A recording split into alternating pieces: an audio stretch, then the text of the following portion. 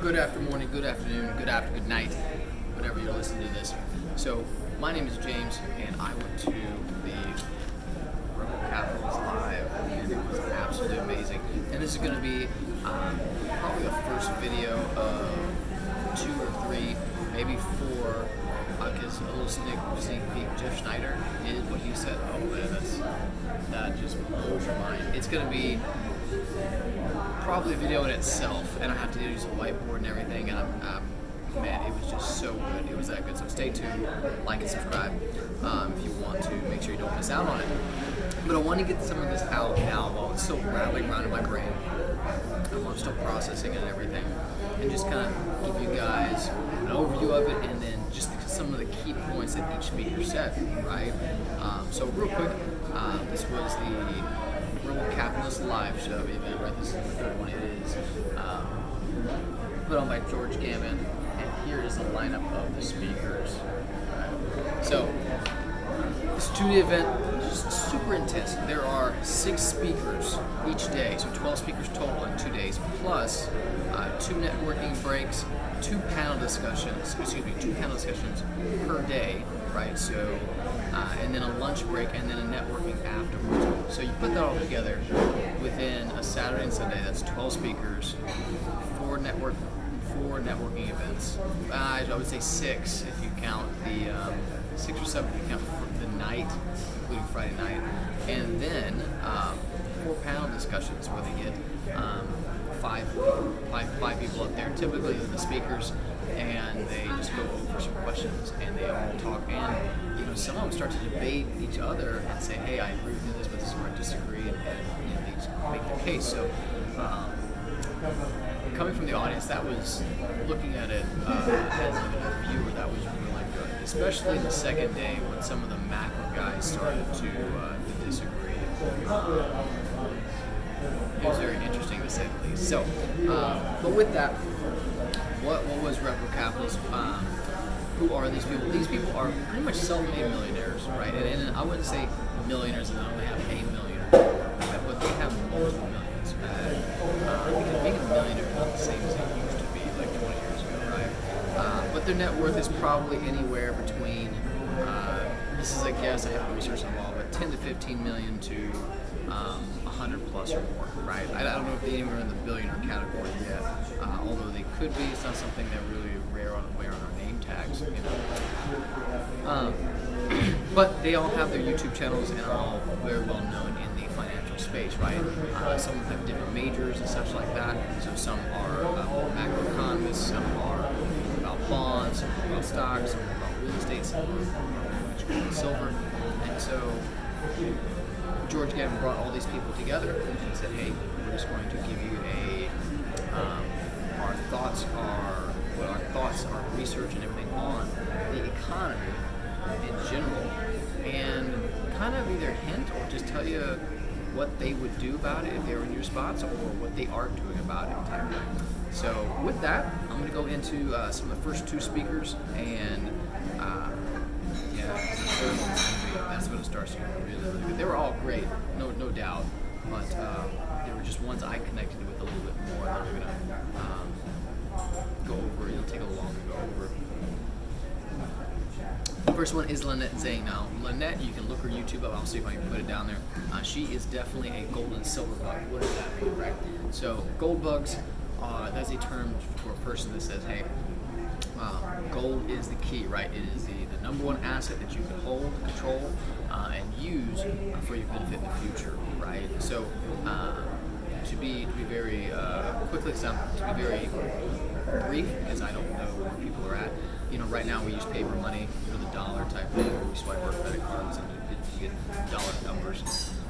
Gold bugs, everybody uses dollar currency in their current economy.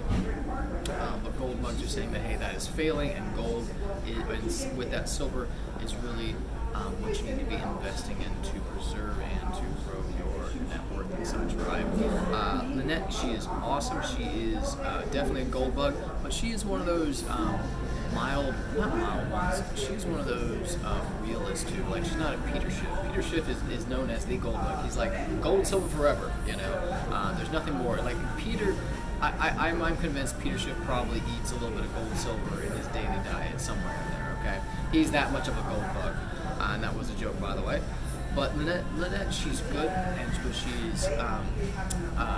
is kind of like I said, she's very much down to earth with her gold bugginess, if that makes sense, right? And one of the things she said. And I took notes a little bit on the end, is that there were a few things that she really put on. The big thing that she set up, and was in her presentation, was she was saying that she was showing us her setup for her safe house. What do you mean, James? Safe house. So she is setting up a place of safety in case the world really goes to poop, right?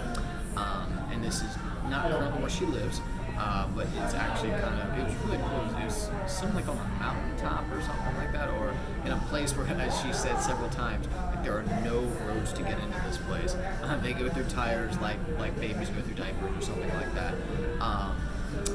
And I was like, that's very interesting. And she actually even pointed to and showed us how she was reinforcing her current home that she lives in, and she has a community in case they had things got really bad and they wanted to leave for 6 months to go somewhere else safely. She actually redid that to where she is not arming, but she is reinforcing the windows. So basic thing about metal window coverings coming down to cover the window. She showed us pictures of that. She's doing. So she's like, hey, they can have all the stuff outside. You know, if someone wants to ransack her house while she's not there, they can have everything on the outside, but everything on the inside is protected as much as she can while she's not there, right? And in this safe and secure house, they're not only having safe access points. In other words, nobody can just drive up to a property, right? They have to actually walk or take a path that's not easily found or known. Number one. Number two, she was at the end of a community, and all of her community was very much in the same mindset, right? Of, hey, you know, if this is kind of our safe place, we're going to defend each other as a community. It was really great to just hear about that. In other words, she had a tribe in the same mindset as herself that could come to her aid and vice versa, right? And her point was, hey, you have to get through all these gun-toting community members that love and care about me before you get to me in my place, which is great. Good on her type thing. She was also growing quite a bit of vegetables and are starting to set that up to where she could grow food for herself, not just for. This was a cool thing about her and people in general, and one thing that helped expand my mind was she was not only growing food for herself and her family, but for others, but for community. I think she said she wanted to be able to feed and house 40 people or something like that in case something does happen. Which I was like, man, that just hit me in the heart. I'm like, that is a great mindset to be in, because when I'm prepping and everything, I'll be honest, sometimes I'm for the most part, I'm like, hey, how can I protect myself, right? How can I protect my loved ones, my 2 puppy dogs, right? Or my family that may have to come through here? How can I do that?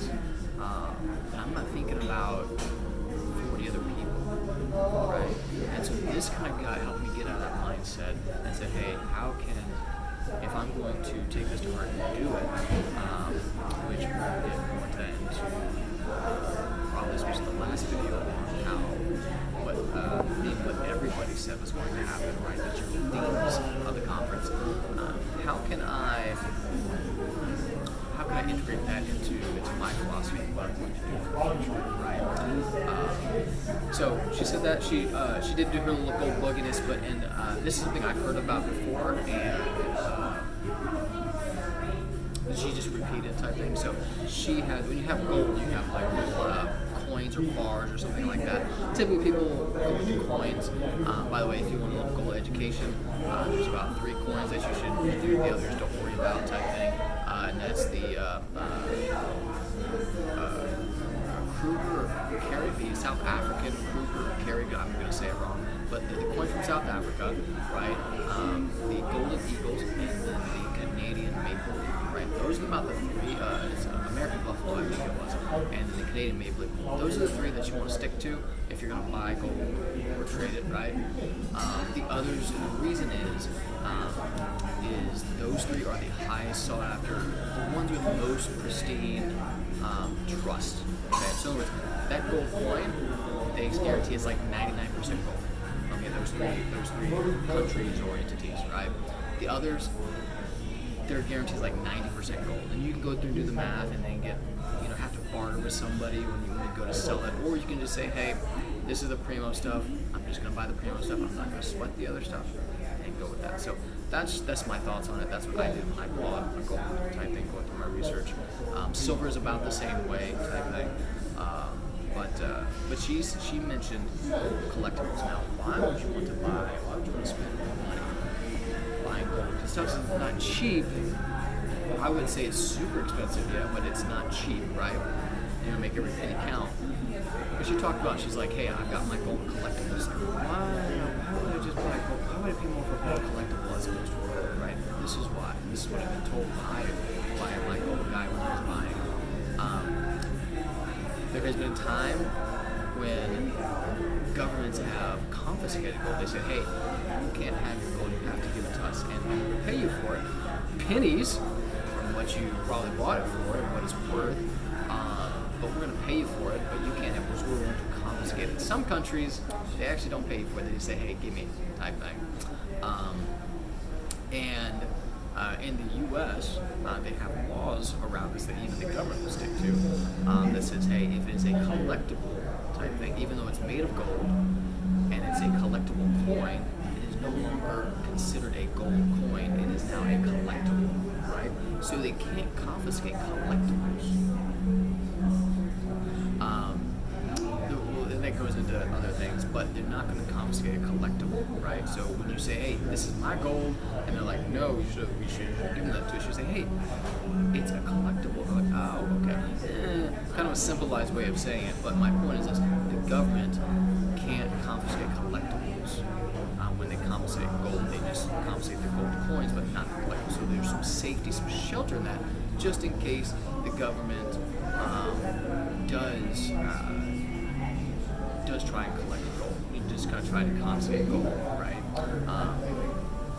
So that's a little bit of protection, and that's if your gold didn't get stolen or get lost in a boating accident. So right there.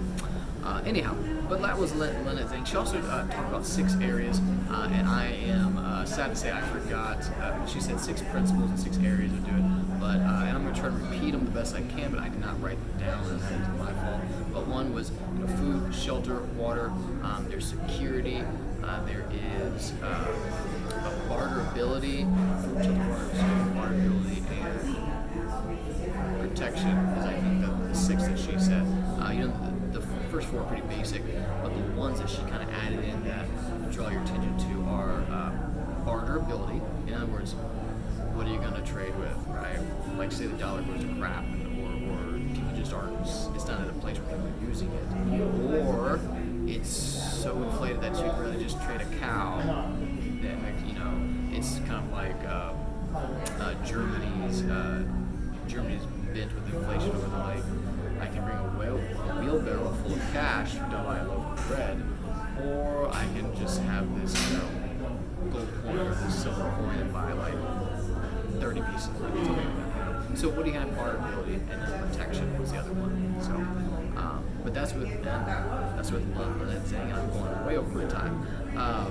I will cover Mark Moss as well. He's pretty good. He is, if you know Mark Moss, he is this crypto. He's a huge crypto guy. He's also does quite a bit of real estate, from what I remember. But what his was about is that Bitcoin, right? And is it cheap? Is it expensive? Is it cheap? Is expensive? And this is coming from a conference in June 2020. So Bitcoin is down 60% this year, right? And he is choosing to champion Bitcoin. But that's his thing. I get it type thing. Sometimes we just have our alleys type thing, or things that we stick to no matter what happens. It's amazing. And they go by those principles, right? Which I I think fundamentally they're on timing the amount of but we'll see that in a lot of like Lynette was gold and silver buy now type thing, fundamental prices. Mark Moss is going to be Bitcoin, but he did bring some good points to it, right? And those I'm going to share with you. So he said Bitcoin, is it cheap? Is it expensive? And then what he did is he compared it to Apple, to Amazon, etc., and the swings in the stock market. So in other words, did you know that Amazon at one time was worth like $6 or $7 or something? And you might say, well, yeah, it always goes up. And they're like, no, it crashed to $6 or $7. So in other words, it was worth like 200 in right before the 1990s .com bubble, right? Excuse me, the 1999-2000 .com bubble. And then it crashed down 94%. So it was worth like $6 or $7 or something cheap like that, right? Well, Amazon now is worth, like, I didn't check today, but it's probably around $3,000 per stock. So if you would have bought that $6 20 years later, worth $3,000, that's a pretty good deal. Not doing the math on timing, but you get my point. Same thing with Apple. Apple's had its highs and its lows type thing. And so what he says is that, these are good fundamental companies that are going to be around. They're going to have their swings too, and basically a dollar cost average, right? If you don't, it's okay if you buy now, just hold it and it'll swing up. And I think in the long spectrum of time, and again, I'm going to give my thoughts on this. He's right. Bitcoin will do that. I think, and this is kind of get this deep in Peter's point, but I think Bitcoin will eventually fly upwards, but it's not going to be, in my opinion, it's not going to be this year. Probably not next year, the year after. We'll have to see. I think this year it's going to keep going down, and eventually I may become a buyer when it gets down and settles down, and just kind of buy and hold something. Another one point he made was find a safe house. He used his example. He's got a ranch in Texas, where he calls it a ranch. It's not that big, apparently, as big as a ranch, but he's got a place in Texas that he's got some neighbors that are ex-military, right? And they're helping him set up some defenses and to fortify it. So it's like, oh, that's pretty cool type thing. And one thing is that he was giving is that he, like Moses, he wanted to help bring it out to the community, or a small community, right? It's probably not going to open the doors to like strangers, right? But to people he knows that need the help. And the one thing he struck with this is that there would be several opportunities for that for everybody who knows somebody to help with. But you can't just show up and expect to be taken care of, right? You need to bring value somehow. You need to know how to do crops. You need to know how to work with cattle. You need to know how to do medicine. If you're a doctor, that's going to be great type thing. If you're possibly if you're a welder machinist and they have that equipment available type thing. In other words, you need to bring a skill. If you're going to, if times get really hard, like riots, depression, just everything goes wrong. People are at the point where they are so hungry that they are literally breaking into people's houses just to steal and get food, right, for their families. If it comes down to that, and you go to a community that will give you a sanctuary from this type from this, you need to give value back to that community, through your skill sets, not just with your hands and doing some work, right? Not just paying money or something like that. You need to give some value to your skill sets. Start developing those skill sets now. Don't wait, because that will be too late. Right? When the problem occurs, it's too late to develop your skills. So that is what kind of he hammered home, and it was really good. And even when I'm doing this talk, I'm already foreshadowing some of the commonalities that all of the speakers had, which we will wrap up when we get to in the last video. But thanks for staying with me. Again, I've got a lot of speakers to go over left, but this is gonna be my first video. I want to make it quick. I want to get it out there so that people will, for one, that it's in my mind, it's fresh, and so that people will benefit, because this stuff is good. What these people are doing is they are telling you, saying, hey, this is where we're at. This is what we predict will be happening in the future. And you know, especially a lot of these guys, one thing I've found just by following them for a few years is that they're not wrong. They're right, just the timing may be off. And it's going to get scary, and it's going to get encouraging. And last thing I'm going to make is we're going to talk about the theme that they all went through. So stay tuned. I hope you like this. Post your questions, post your comments type thing. Post some things I think, because I want to be a better person and better at this as well. I can already tell I need to get my ums out. So if someone wants to comment, that's fine. But I hope this gave you some value. And I'm going to sign off, and on to the next video we go.